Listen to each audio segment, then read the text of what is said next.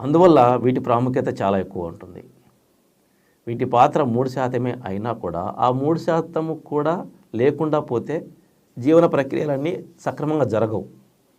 కాబట్టి మొక్క జీవన చక్రములో 3% పాత్ర వహించే ఈ ద్వితీయ పోషకాలు కూడా మనము తప్పనిసరి వినియోగించాలి.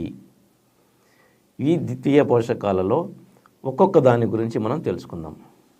ఈ విభాగంలో మనము మెగ్నీషియం, దాని పాత్ర ఏంటి, దాని ఉపయోగం ఏంటి, అది లోపిస్తే ఎలా ఉంటుంది అనేది మనం తెలుసుకుందాం. ఈ మెగ్నీషియం అనేది ముఖ్యంగా మొక్క సౌరశక్తిని గ్రహించడంలో, సూర్యకిరణాల నుంచి సౌరశక్తిని గ్రహించడంలో ఈ మెగ్నీషియం అనేది చాలా తోడ్పడుతుంది. సౌరశక్తిని గ్రహించి కిరణజన్య సంయోగ క్రియను సక్రమంగా జరిగేటట్లు చేయడంలోనూ, పత్రహరితం ఏర్పడటంలోనూ ఈ మెగ్నీషియం పాత్ర ఉంటుంది.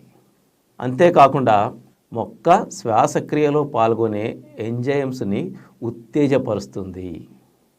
అంటే ఏ ఎంజైమ్స్ అయితే మొక్క శ్వాసక్రియలో, అంటే మొక్క కార్బన్ డైఆక్సైడ్ని తీసుకొని ఆక్సిజన్ విడుదల చేయడంలోనూ, మొక్క వేరు వ్యవస్థ ఆక్సిజన్ తీసుకొని కార్బన్ డైఆక్సైడ్ని విడుదల చేయడంలోనూ ఏ ఎంజైమ్స్ అయితే పాల్గొంటాయో వాటిని ఉత్తేజపరచడంలో ఈ మెగ్నీషియం పాత్ర చాలా ఉంటుంది. చూడండి, అంటే ఎంత సున్నితమైన ప్రక్రియలు మెగ్నీషియం మీద ఆధారపడి ఉన్నాయో. అంతేకాకుండా ఇది నత్రజనిని ఉత్తేజపరుస్తుంది. మొక్క నత్రజనిని ఎక్కువగా సంగ్రహించడంలోనూ, నత్రజని మొక్కలో జరిగే జీవన చర్యలలో సక్రమంగా పాల్గొనడంలోనూ ఈ మెగ్నీషియం పాత్ర ఉంటుంది.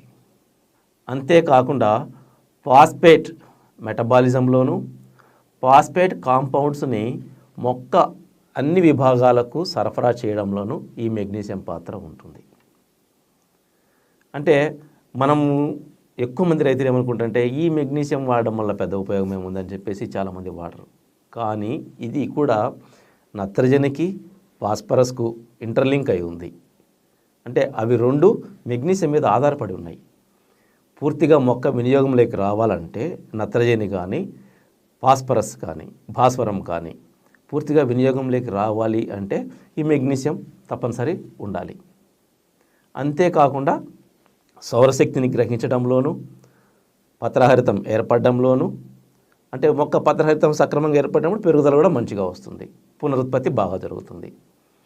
అంతేకాకుండా మొక్క శ్వాసక్రియలో పాల్గొనే అన్ని రకాల ఎంజైమ్స్ని పునరుత్తేజింపచేయడంలోనూ ఈ మెగ్నీషియం పాత్ర చాలా ఉంది. దీన్ని ఎటువంటి పరిస్థితుల్లోనూ మనము విస్మరించరాదు. ఈ మెగ్నీషియం అనేది ఎక్కువగా పెరుగుదల దశలోనూ, తరువాత పూత దశలో కొద్దిగాను మనము వినియోగించి తీరాలి. పెరుగుదల దశలోనే ఎక్కువగా ఎందుకు ఉపయోగించాలి అంటే ఇది నత్రజనిని మొక్క పూర్తిగా సంగ్రహించడంలోనూ, దాన్ని వినియోగం చేసుకోవడంలోనూ ఈ మెగ్నీషియం పాత్ర చాలా ఎక్కువగా ఉంటుంది.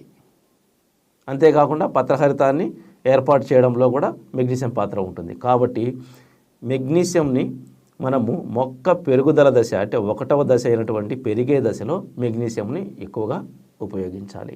తర్వాత పూత దశలో కూడా కొంచెం ఉపయోగించుకోవాలి. ఇది కాయ మీద, పండు మీద ఎటువంటి ప్రభావాన్ని చూపదు.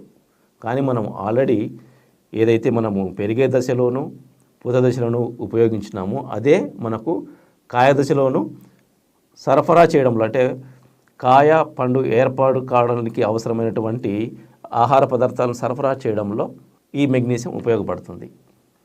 కాబట్టి మనము ఎటువంటి పరిస్థితుల్లోనూ ఈ మెగ్నీషియంని మనము తక్కువగా చూడరాదు. దీన్ని తప్పనిసరి వినియోగించడం వలన మొక్క ఆరోగ్యవంతమైనటువంటి పెరుగుదలను కలిగి ఉంటుంది. అంతేకాకుండా ఫాస్ఫేట్ కాంపౌండ్స్ మొక్క